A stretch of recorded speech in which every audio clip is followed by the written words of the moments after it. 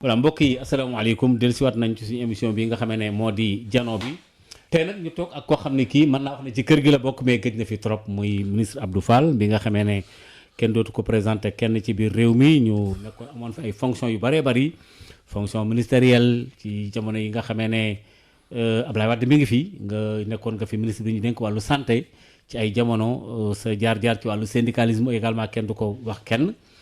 nga nekkoon tamit koo xam ne kii ci secteur éducatif maanaam njàng mi enseignement xam nga ko ndax nekkoon nga ci yàlla dogal itam nga dem ba mu yàgg sax nga baroon fi sa genn wàllu mbootaay goo xam ne àndu nawle nga ko tudde woon pour dire que nit ki sooy ànd ak moom da ngeen nawlante loolaat amoon na ay sabab te nag nga ñëw ci émission bu mag bi nga xamee ne moo di jano bi nga xamee ne Sénégal gi yëpp wërngal kàpp dañ koy déglu ci 14 régions yi ak synchronisation bi ñu nekk monsieur le ministre Abdou Fall ñu ngi lay nuyu.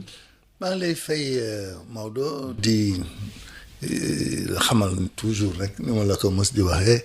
c'est toujours ak mbégte lay ñëw di wuy ci sa invitation. d'accord monsieur le ministre Abdou Fall l'énergie c'est l'économie c'est l'énergie te jamono yi gis nañ ne yaa ngi ci ak wet goo xam ne gii dafa jëm ci wàllu énergie. politique énergétique bi nga xamee ne Sénégal mi ngi koy def à travers le monde parce que tamit énergie bi dafay lié également ak àddina bi ni muy doxee ban lecture en fait économique wala politique nga ci am tawam. D'abord énergie ñu di ko wax kàttan. Cheikh Anta def naa bëñ kàttan la ko daan wax. waaw dafa nekk loo xam ni mooy doxal àddina ndaxte dafa am ay fonction yu am solo yoo xam ni énergie koy joxe d'abord lu jëm ci confort doomu aadama yi. xam nga am lampe sa kër. am fa rajo am fa télé. dafa bokk ci jamono ji ñu toll ci nga xam ni mooy boole nit ci jamono. ci dund gi. ci dund gi. ensuite xale yi aussi xam nga xale bu nekk kër bu am lumière ak xale boo xam ni këram amul lumière soo amee lumière mën nga jàng ba nit ñi tëdd sax nga continuer di jàng. kër goo xam ni amul lumière xale yi xam nga ni su jant ci jeex na. alors donc dafa nekk sax loo xam ni élément la pour démocratie ci biir dundu doomu aadama yi. ñaareel ba. tey jii mënoo doxal lenn ci koom lu am maanaa lu énergie duggul usines yi énergie courant moo koy doxal. bon tailleur yi courant moo koy doxal ñi liggéey menuisier yi courant moo koy doxal amul benn xeetu liggéey boo xam ni bëgg nga ci dem ba xóot ba jore ba xóot ci te amoo énergie.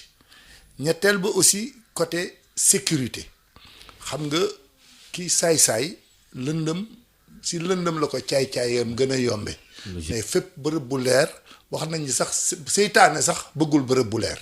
voilà alors donc loolu moo tax énergie nekk lu capital si doomu aadama soo ko fàttalikoo Cheikh Anta Diop nga xam ni ñun si keppaaram la ñu jàngee lu baree bari si wàllu politique. ak si wàllu développement.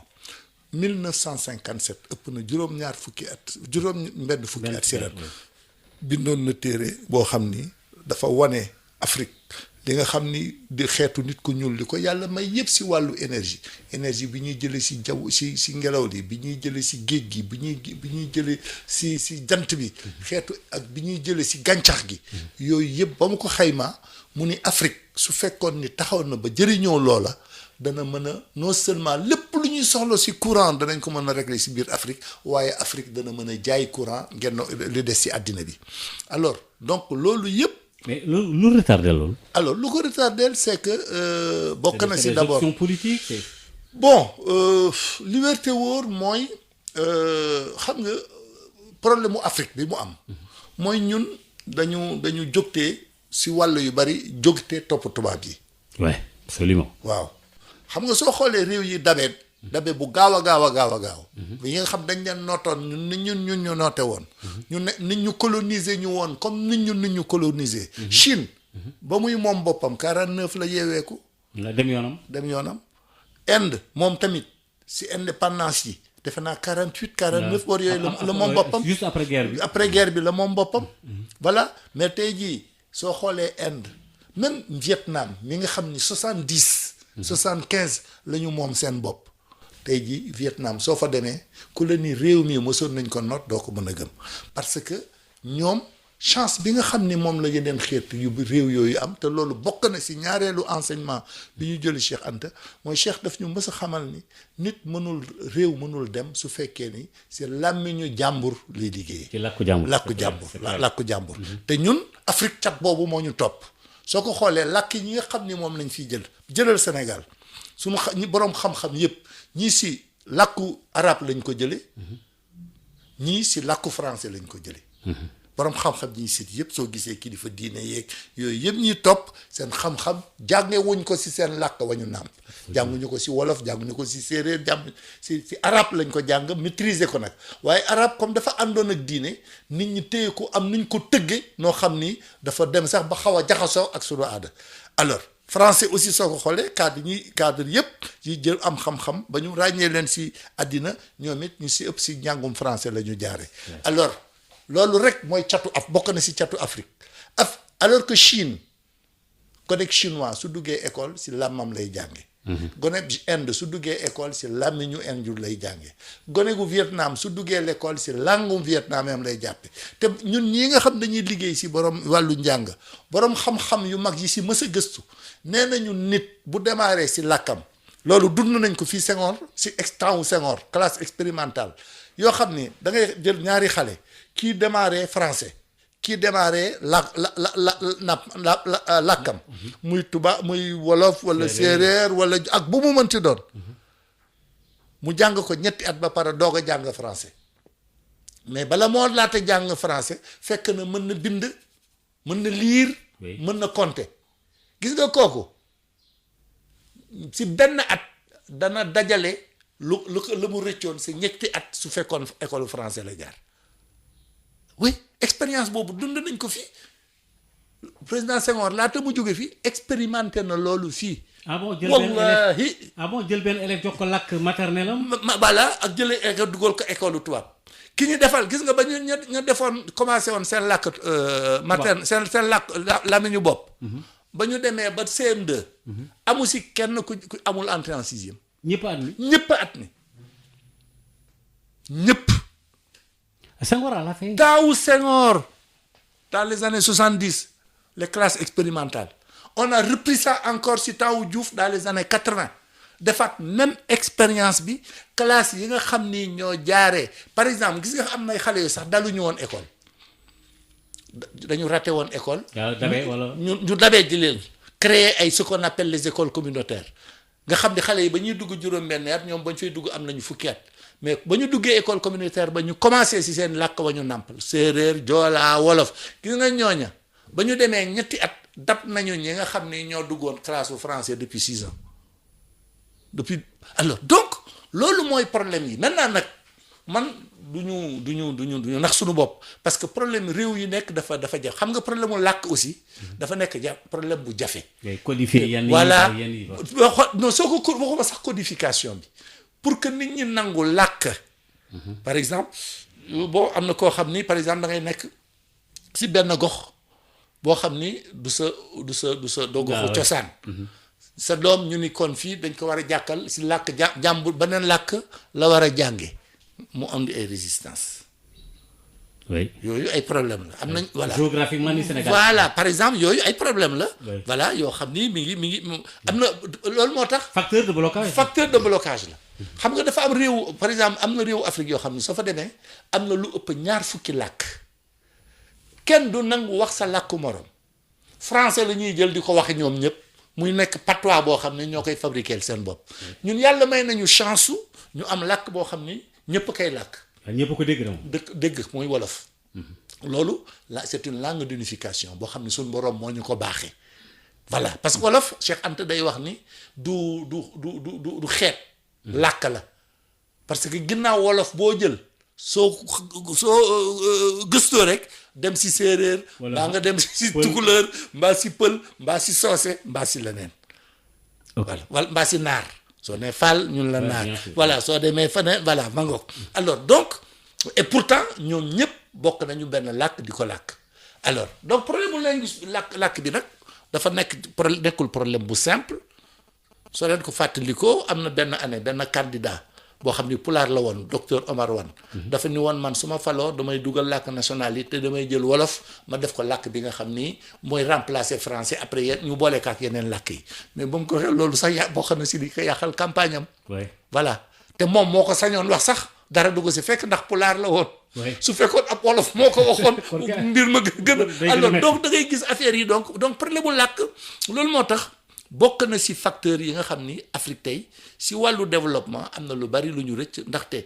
développement bu ñu nax suñu bopp njàng ak xam-xam mooy base bi voilà mais su njàng mi nag pour mu dem dëgg danañ démarrer si suñu làkk yi nga xam ni moom la ñu xam te maintenant nag li may daaneele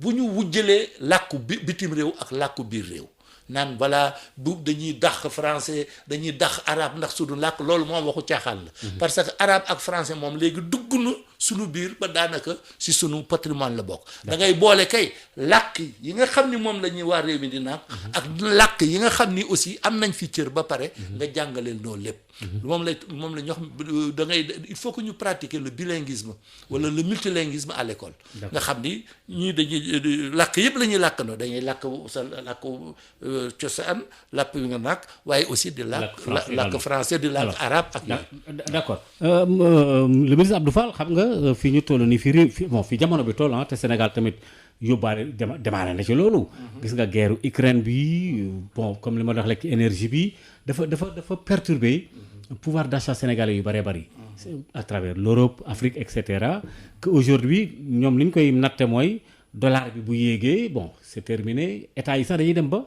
duñ mën a wàññi njëg yi donte sax dañu am volonté bi nga jóg fële ñu ne la blé bi mi ngi jógee Russie et cetera gis naa des pays arabes yoo xam ne fi ñu toll nii sax ñu ngi tàmbali subir ci seen lu mel ne Tunisie Maroc seen mburu yooyu ñuy defar ak yooyu alors est-ce que réellement guerru Ukraine bi la wala est-ce que Afrique warul toll foo xam ne fi dafa war def consommer local suffisant def autosuffisance wala yu demee noonu quoi ban lecture également bari ñu dem ci wàllu politique bi lu bari mais affaire loolu yëpp dañu ànd loolu yëpp dañu ànd gis nga man affaire Ukraine bi li ma si njëkk jàng mooy li wolof naan ay du yem si boppu borom bien sûr gis nga Ukraine na nga fële Russie ña nga fële waaye jàmmaarloo bi dox seen biir mi ngi awu si àddina bi mi ngi law mi ngi awu si àddina bi yëpp même su lawul mi ngi awu si àddina bi yëpp si wàllu koom-koom ak si wet yëpp oui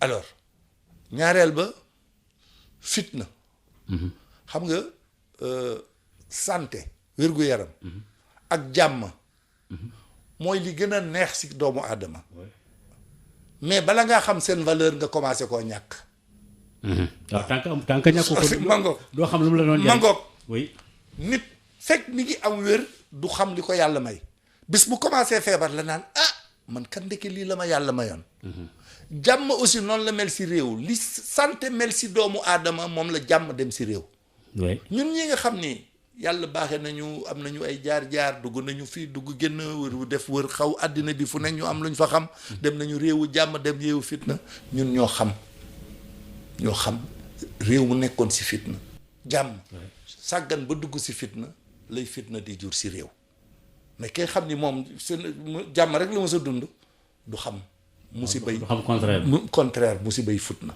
alors donc loolu gis ngeen ni Ukraine ak Russie ñooy xeex ba mi ngi nii law ba àddina bi ba nar a jur dollar bi di yéeg nar a jur pétrole bi yéeg nar a jur li nga xam ni blé bi nga xam ni moom lu genn wàllu belewu àddina bi yëpp foofu lañ koy liggéeyee muy tasaaroo si biir àddina bi fitna googu ñu nekk dafa ba la ñuy am lu ñu dundale seen njaboot ak dundale ko seenu jur lañ koy xalaata def plutôt que di ko jox di ko jaay faneen si àddina bi alors donc ñaareelu leçon bi mooy lépp lu waay am si àddina jàmm moo ko gën fuuf ñetteel ba maintenant te loolu dama seetlu ne ñëpp a ngi wax si affaire Ukraine mais boolewuñ ko si mais gis nga réew duñ ko asaaloo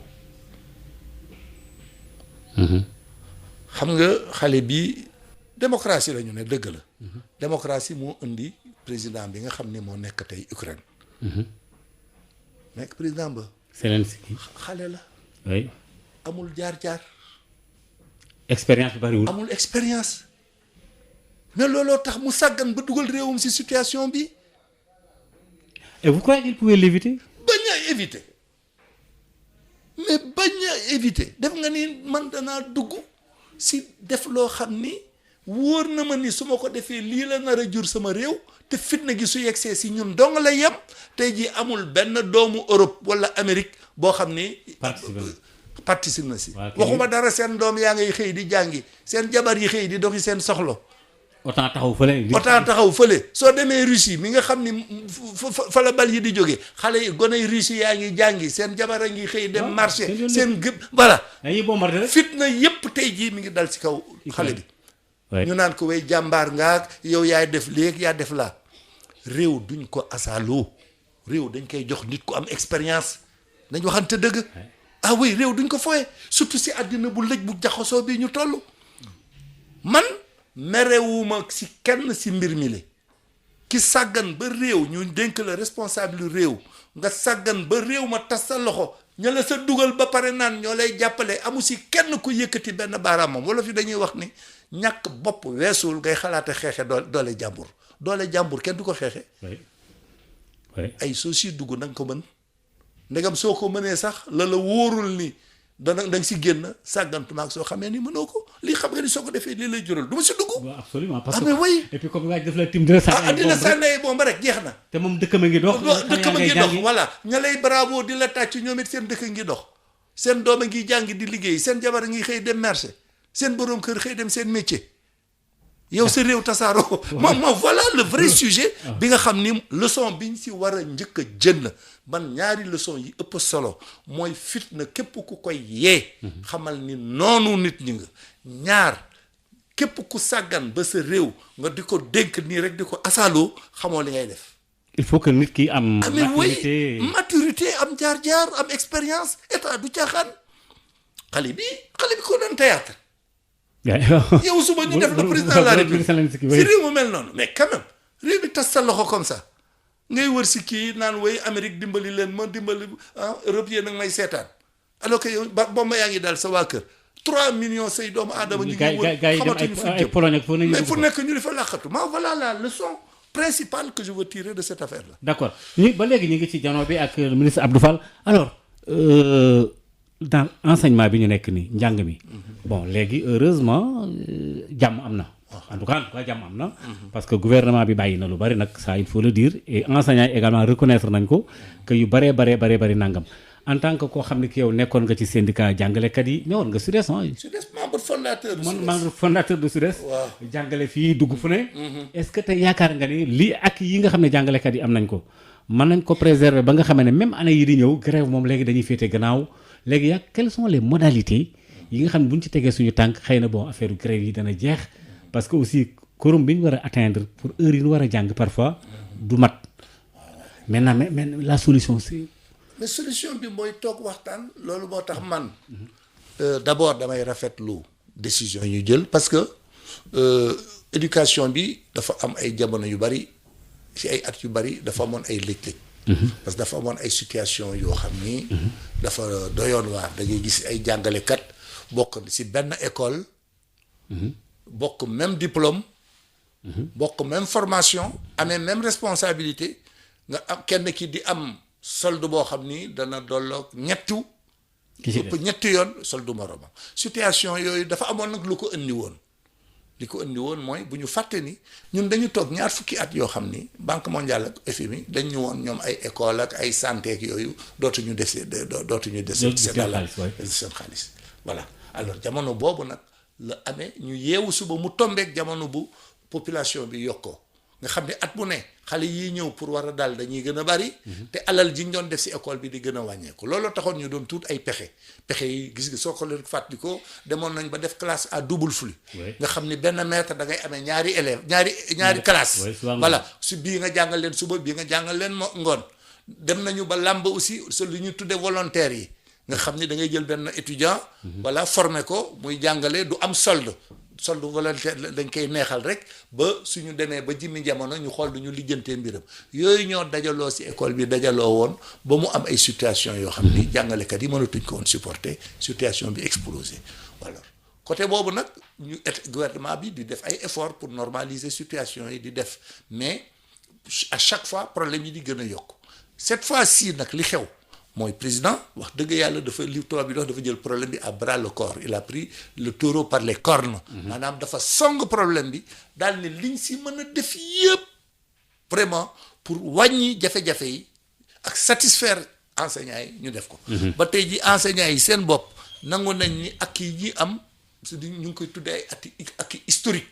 waaw ñoom seen bopp nangu nañ ni wax dëgg yàlla li gouvernement bi def nii moom mësu fi am si wàllu dimbali jàngalekat yi pour que ñu am lu ñu téye lu méngoo ak seen mission bi leen société bi dénk.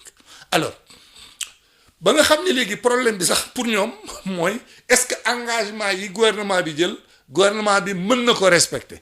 loolu mooy seen coow fi mu nekk fi pour dire que vraiment li ñu mënoon joxe yëpp joxe dañ ko. alors li si des nag loolu su amee parce que bu ñu xam ne école dafay dox ñaari tànk.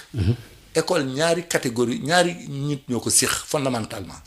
voilà mooy ñiy jàngale ak ñiy jàngal ñoo séq école bi. mës naa dégg benn kii di fa sëñ Cheikh Tidiane si bu ne crise de l'école bi ñuy wax su mi di jotee crise ba jeex na. parce que maître yi ñibbee xale yi ñibbee rek école bi dara newu fa. ay bâtiment la rek ay waxtu la. waaye suñu dellu si waatee si lay mbir yi di commencé waat.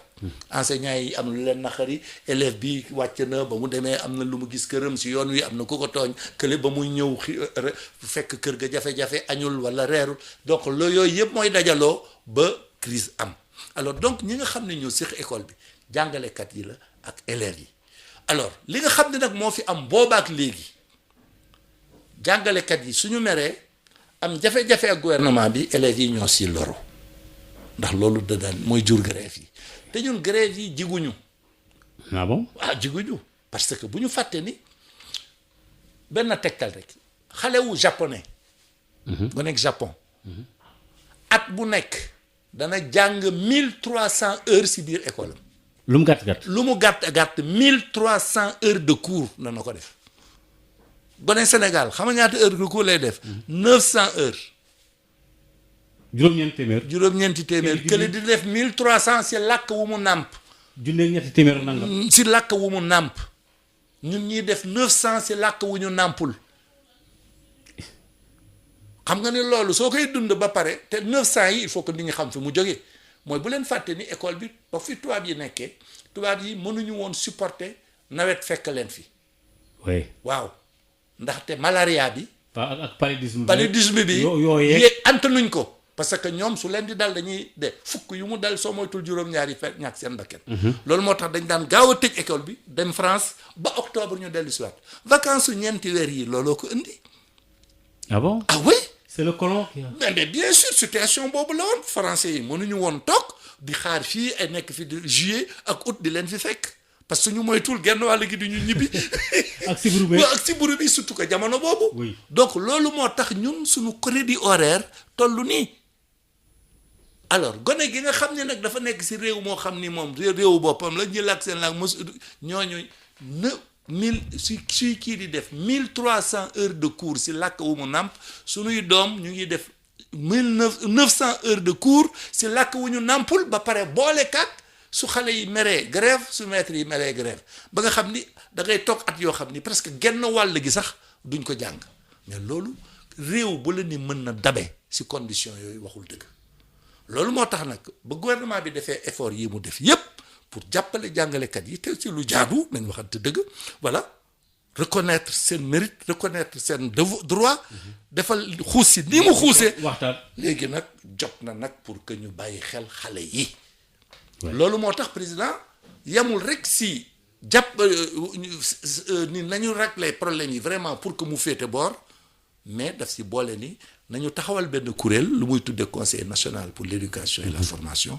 mu nekk kuréel goo xam ni dafay uuf ñëpp nga xam ni gouvernement bi dafa am ñu ko fa nekkal parents d'élèves yi am ku fa nekkal élèves yi ak étudiants yi am ku leen fa nekkal enseignants yi léegi nag ñiy waxtaan nga xam ni du ñu doon jàkkaarloo diggante jàngalekat ak gouvernement syndicat ak gouvernement mais gouvernement bi day toog jàngalekat yi toog parents d'élèves yi toog ñu jël problème yi teg ko ci taabal ji xool ensemble ku nekk ban effort nga mën a def pour que njàngale mi nag ñu teg ko si yoon woo xam ni vraiment dootuñu retard bii ñuy am dootuñu ko amati. d'accord voilà mbokk yi ma fàttali Abdou Fall bi ñu toogal wax na ko sax léegi bi ñu koy présenté comme expérience la ci am réew ni muy doxee dund lu bari mais dégg naa nekkoon nga gréviste.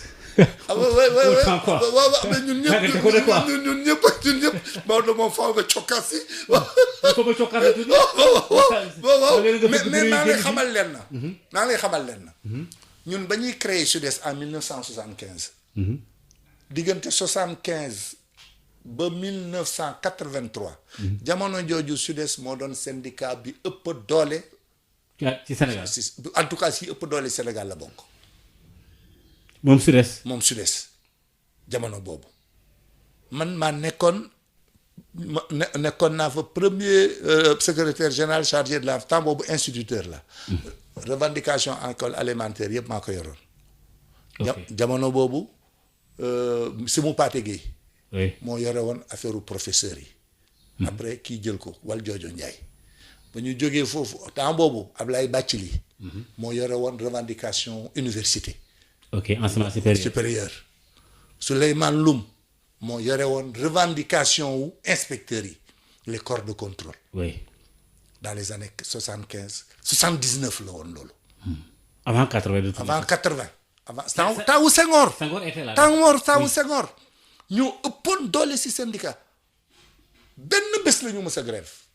ah bon benn bés la ñu mës a grève parce que ñun dañu mës a wax ni grève moom c'est l'arme ultime te suñ koy def dañuy làmb pexe ba mu jeex. ñu doog a dem ci grève. SUDES dund na 10 ans yoo xam ni gis nga te benn grève boobu bañ ko defee. dàq nañu sunuy enseignants.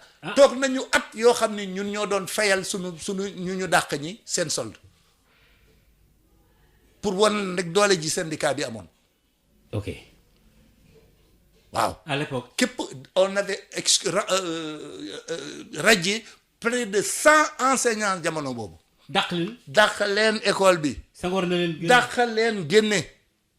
ñun ñoo leen fayal ba bay Abdou Diouf di ñëw ñu jubóog moom recommencer continuer affaire bi. d'accord alors pour te dire que ñun du grève moo doon suñu arme principale.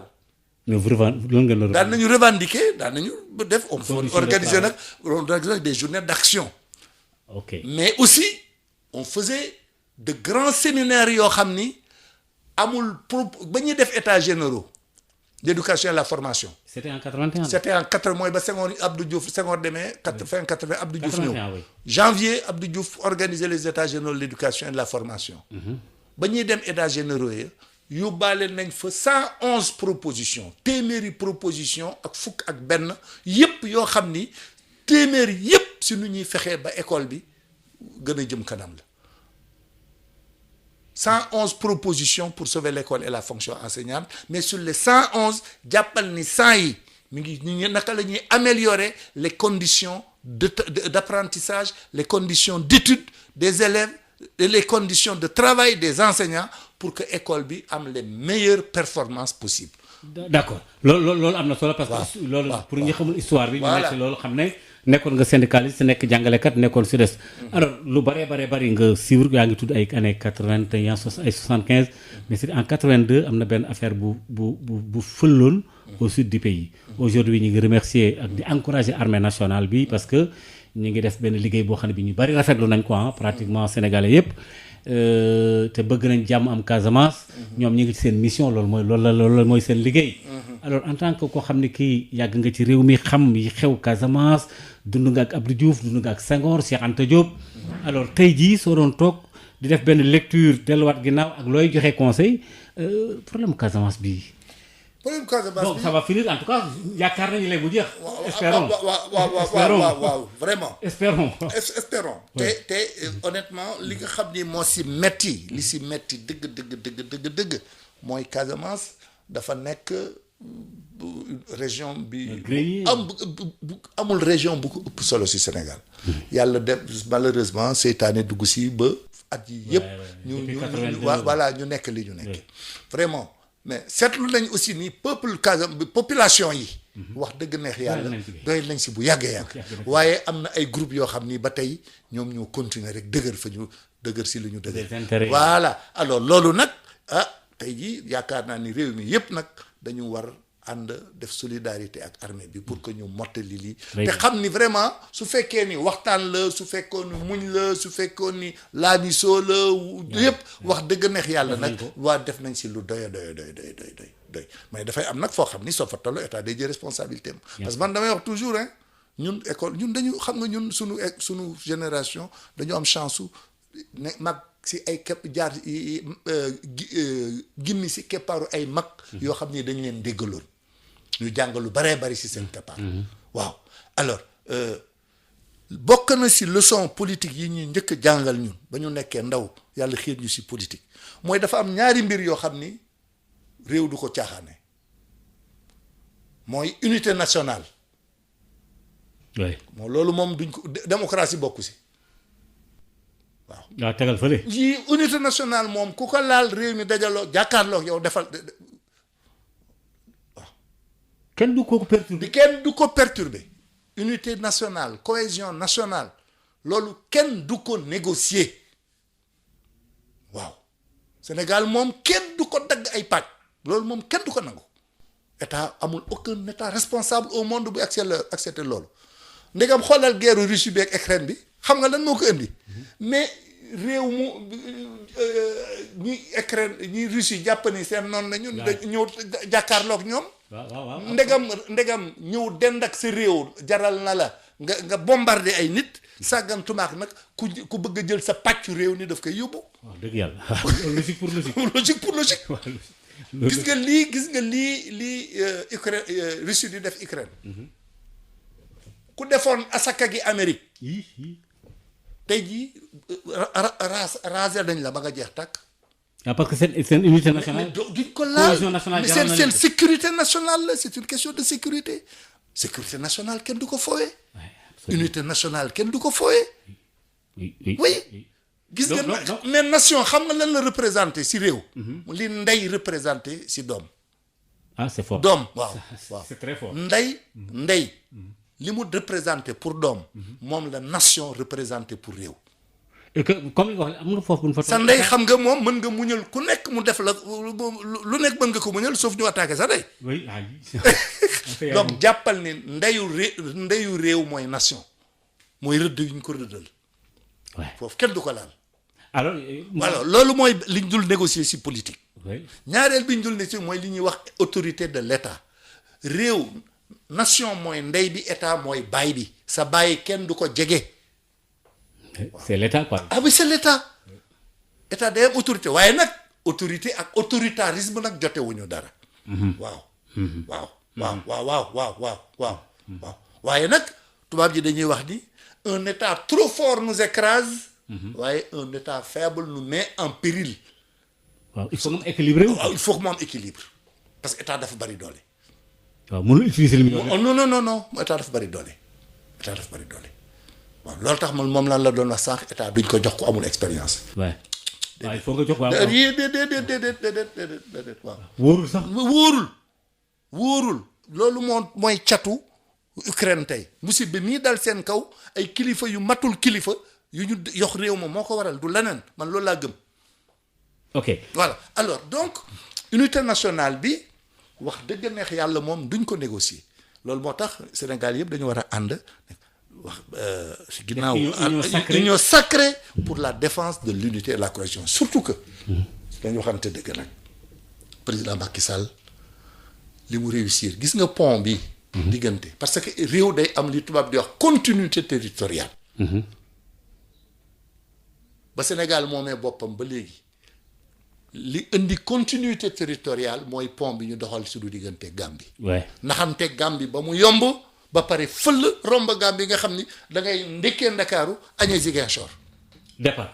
waaw da ngay ndekkee Ndakaaru añee Ziguinchor loolu c'est capital rax si dolli aussi mesures yi président jël si wàllu tourisme tey jii kuy def société tourisme fii Sénégal. su fekkee ne taxi yi fi ñu lay laajee 100% fooy amee laaj foofu soo demee xëy na ñu laaj la fa 30% pour yombal li ñu dem liggéey foofu mu nekk développer koom-koom bi plus investissement yi ñu fa def yëpp loolu yëpp suñ ko defee ba pare nag wax dëgg neex yàlla ñi nga xam ni ñoo fa nekkoon yore gànnaay yi ba pare ñu moy si gànnaay yi rek nag alors là nag dañuy état de responsabilité. d'accord dama lay dégg souvent et c'est important pour que ñu bari ñu xamul woon xam parce que te émission bi xam naa émission historique la mais ça concerne le pays. Souvent da ngay la plupart ci sa ay propos bon pas toujours mais la plupart da ngay jël ay références ci Cheikh Anta Diop. Alors la politique de Cheikh Anta en général vision bi mu amoon ci Afrique. Mais malheureusement il y avait Senghor devant lui. boo doon fàttali génération yi tey. est-ce que li doxoon diggante Senghor. ak Cheikh Anta Diop. war naa mën a dikkat wala loolu dañ ko war a teg parce que ça a retardé beaucoup de choses wala. et Cheikh Anta était vraiment. ah mais oui c'est un gâchis le fait que on n'ait pas pu trouver bon maintenant nag jamono bu nekk xam nga jamono day dox. absolument voilà, jamono day dox. voilà mais man li nga xam ni moom laa retenir wax dëgg neex yàlla. Parce que Cheikh Anta li mu xeex aussi même su fekkee yorul woon pouvoir politique. xeex ba niilul. oui des na ci ndaxte xalaatam yi dafa mel ni ba mu génnee àddina sax la nga xalaat yi gën a dox. oui parce que bind na oui. bind ba fi. te tey jii soo ko xoolee génération yi xale yi soo demee Afrique tey tudd fa Cheikh Anta. mais puis da ngay waaru. ni jeunesse africaine bi ak ni intellectuel africain yi. tey jii la ñu doog a xam nag la mu liggéeyaloon Afrique lan la parce que Cheikh man ce que je retiens de fondamental si doxalinam. c'était l'un des rares dirigeants politiques des pays en développement si réew yi ñu noot yi yoo xam ni dafa xiirtal njabootam pour que ñu xalaatal seen bopp xalal seen yoonu bopp teg ko si seen histoire teg ko si seen cosaan teg ko si seen culture. nanguwaat seen bopp pour tabax yoon bu bees woo xam ni seen yoonu bopp la tey jii bu la si kenn naxe réew yi nga xam ni ñoo la ñu nootoon yëpp te ñu dem li leen si gën a yóbbu soo gisee Chine seen yoonu bopp la ñu àndee. Chine royul kenn. royul kenn. Inde ga la ngay gis royuñu kenn même Turquie gii ñuy gis royuñu kenn Afrique rek ñoo continuer encore di roy. ñu naan communisme ñu naan socialisme ñu naan te waxuma ni loolu amul solo. am na solo de am na solo waaye nag yooyu yëpp da nga war a déparer si sa bopp sa xalaatu bopp gis sa gis-gisuñu bopp par exemple am na loo xam ni nit ñi duñ ko exploiter si Cheikh Anta mës naa si ban livre def naa si même si fondement la muy wax ni moom su amoon lu ko gënal suñu créer assemblée nationale ba pare dañuy créer. Assemblée nationale boo xam ne ay jigéen rek ñoo fa ne. parallèlement c'est-à-dire ni ngay créer assemblée. ba pare def Sénat. moom dafa xalaat ni suñu réew yi parce que jigéen ñi dañ si am cër te dañ si bari doole. voilà. te jigéen mooy ndey waroon nañu am kuréel boo xam ni assemblée boo xam ni jigéen ñi ñoo koy moom pour que suñuy délibéré ñu dugal ko xeetu xalaat yooyu la am. voilà donc moom daf ñu xiirtal si non seulement am xam-xam mais xiirtal nit ñi aussi si ñu xalaatal seen bopp yoon wi ñuy mën a jaar ba yegg loolu bokk na si doole Cheikh ñaareel ba nag ñun li tax ñu topp ñu ba ñu nekkee ndaw parce que xam nga xale yi di yëngu nii. ñun bañ tollee seen jamono ñoo leen gënoon a lëj de. ah bon wallahi ñoo leen gënoon a lëj parce que ñoom. xam nga xale yi chance bi ñu am. ñoom jamono démocratie la ñu juddoo. waaw ñun dañu fekkee jamono bu amul woon démocratie. xam ne doolee fa amoon. nga xam ni Sénégal benn parti la am benn journal am benn rajo. kenn du wax am benn télévision am benn syndicat ku si mënul bokkuloo. ngeen jëngu ci ñu jéngu tey jii. ñun suñu politique si jamono bu démocratie amul lañ ko defee nga xam ni suñ la jàppaan sax nga yore trac bi boo bind wax sa xalaat da ngay fanaani police man suñu génération xaw ma ñaata ñoo la seen àddina yàqu ñu seen njàng yàqu voilà si def ay manifestation wala dem jël ay këyit ñu jàppaleen si. mais c'est une dictature qui ne dit pas son nom. Ah mais absolument c'est ça qu'on a vécu quelque part parce que entre 63 ba Senghor affaire Mbagja ba Senghor nangu pouvoir bi yëpp créer un régime présidentiel puissant comme bii voilà de 63 ba 70 pratiquement kenn du wax parti unique 70 la indi parti unique ba pare indi premier ministre à partir de 74 si la commencé def démocratie oui ak Ablaye Wade avec Ablaye Wade ñun jax sax jamono boobu ñun RND mu ne du ñu nangu parce que moom ni mu tërale woon ñun bokkuñu woon si ay gis-gisam. attention waxul dara ci xam-xam. moom Cheikh moom vraiment alors donc pour dire tu vois que ñun ba ñuy dugg jamono boobu man ba may dugg RND man xaw moon Cheikh su ma yàlla taxee di wax. da ngaa dem rek. non ñoom Mbaye Niang. Mbaye Niang Babacar Niang Babacar Ban. oui ñoom Babacar ñoom Seydi Niang ñoom Mbaye di ancien wu PAI ak ancien Front National ñoo dajaloo Cheikh indi waa Front National ñoom Mbaye ànd ak waa PAI ñëw ñu def RND maintenant ñun ba ñuy ñëw ñu ñoo yoon jeunesse yi nga xam ni waa PAI yi ñoo ñu indi ñu ñëw fekk nekk jeunesse su RND noonu la mbir mi demee. mais y avait à l'époque ay partis clandestins il me semble. ah oui PAI PIT bi waa ànd jëf ni woon ñoom du ñu ñëw def dem kii dañuy continuer clandestinité muy ànd jëf muy LD muy PIT actuel. bokkuñu ñoom ñëpp dañu woon dañuy def parce que ñoo ñëpp c'est Cheikh dafa waxoon ni nañu def la double appartenance dañ créer benn rassemblement bu ñëkk bokk ba pare te du tere ku nekk yore sa parti ñu ni ñoom loolu wóorul parce que suñ ko defee bon xëy na. voilà ba nga ñoom ñu garder. nekk clandestin ñun ñu assumer ni parti légal la ñuy def Senghor ni du ñu jox sunu kayit ñu ne waaye du tax ñu làqu. dañuy ñu fës. on était illégal dans l'illégalité mais on revendiquait notre légitimité alors donc foofu la ñu jaar ba mën a yegsi alors maintenant ñun chance bi ñu am mooy. comme li ñu nekkoon ndaw yëpp aussi dañu nangu woon ànd ak mag ji Cheikh Anta daf ñu mës a wax ñaari yëf yoo xam ni man bokkoon na si di taxoon man nawoon ko nee na képp ku nekk si parti bi te doon ndaw li may njëkk a xaar si yow mooy nga jàng. d'abord dama bëgg jeune parti bi bokk si ñi dàq jàng si réew mi ak xeetu jàng bu mu mënti doon nag parce que jàng rek du université.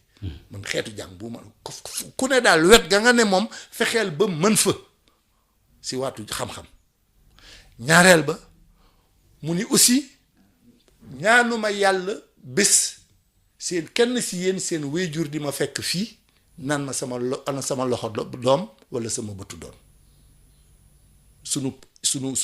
sunu yitte mooy soppi réew mi te bantu xat du damm deret du tuuru ñun si école boobu la ñu màggee ñun gëmuñu mbedd.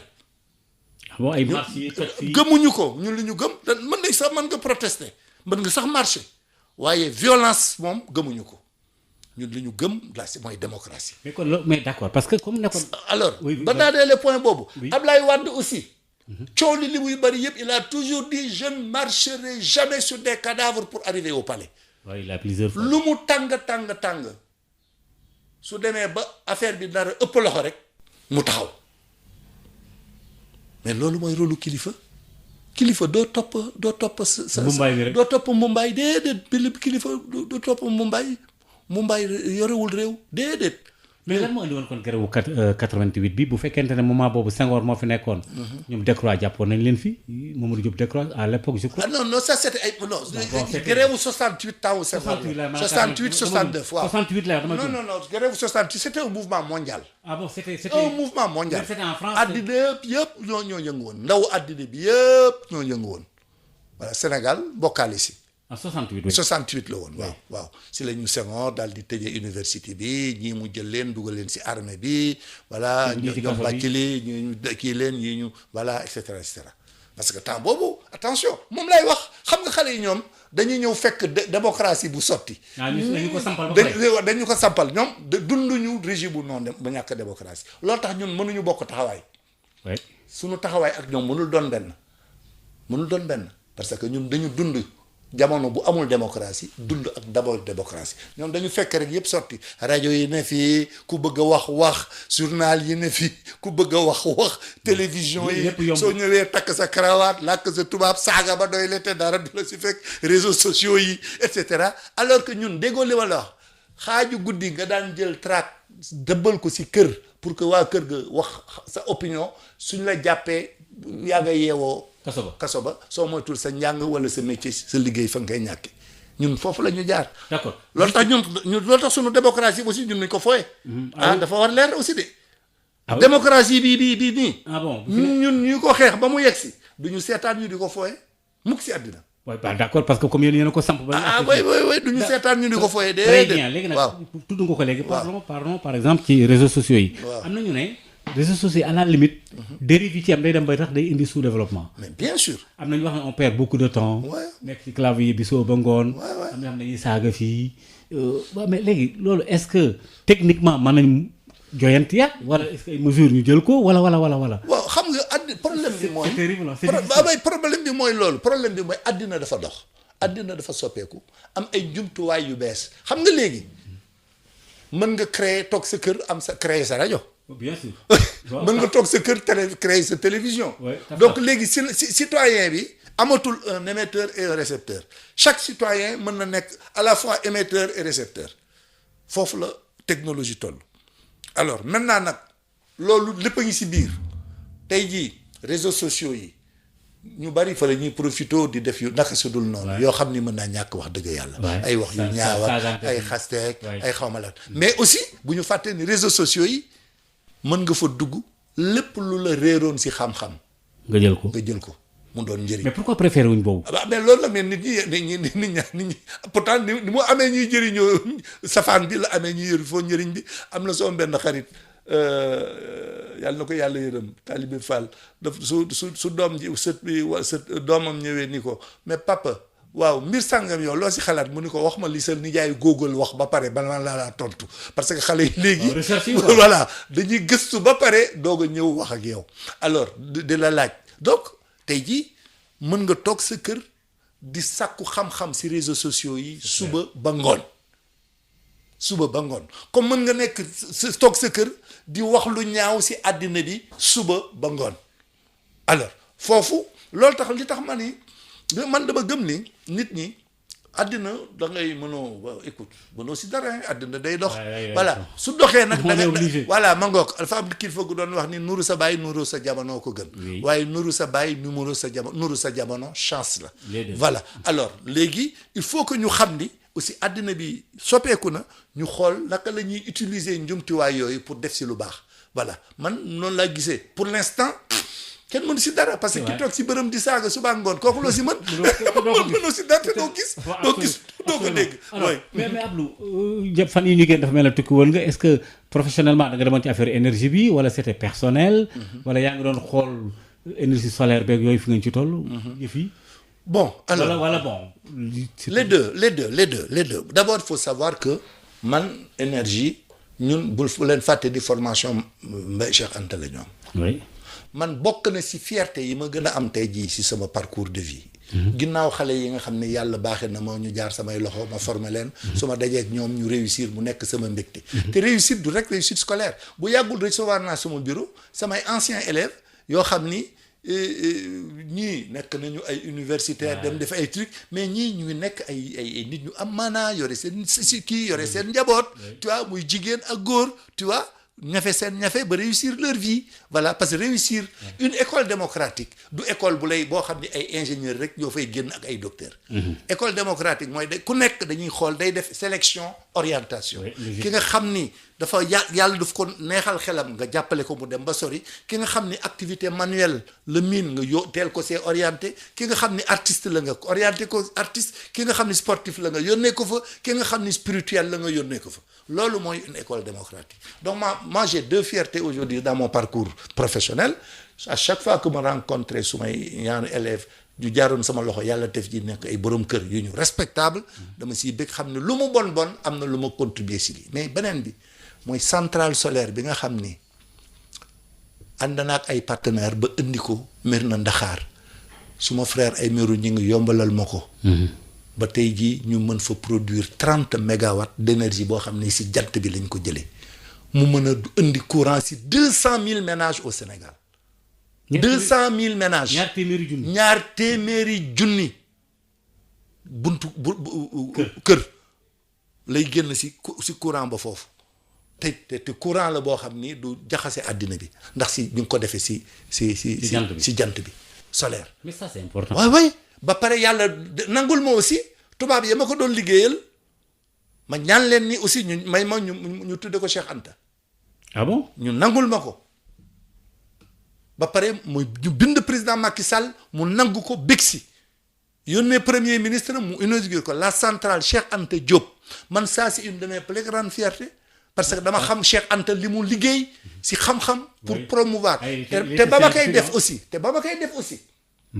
premier physicien africain bi nga xam ni jàngale ne fii lycée Van Vollenhoven xaritu ñoom Mbaye Niang la woon ak ñoom seeni ñaar ñu di ko wax Abdou Moumouni waa Niger la moo njëkk a créé centre en 1960 ba mu ñibbee Niger centre pour def des recherches gis nga chauffe-eau solaire yi ñu nekk si kër yi moom bokk na si ñi nga xam ni si xam-xamam def na si xam-xamam ba mu am doomam ma invité famille am yàlla def jamono ba may invité famille bi moom jabaram nekkoon na ministre de l'éducation nationale université wu Niamey ni ñu tuddee université Dakar Cheikh Anta noonu la ñu tuddee bu Niamey Abdou Moumouni.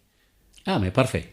doomam Amina Moumouni temps boobu ndekete moo doon ministre de l'énergie foofu ma invité ko aussi mu fekke ko pour que mu xam baayam mu xam ni africain li baayam liggéey si Afrique daanaka ba mu ñëwee dafa doon jooy lay def ba jóge fi parce que mënu woon xalaat man xaw ma ko woon mësuma dajeeg baayam ndax du sama génération ma dippee affaire bi turu Cheikh Anta jël doomu Abdou Moumouni ñu fekke ko voilà pour wane ni africains yi am nañu ay cadre ak borom xam-xam yoo xam ni dañuy servir Afrique ñun ñuy judduwuñu.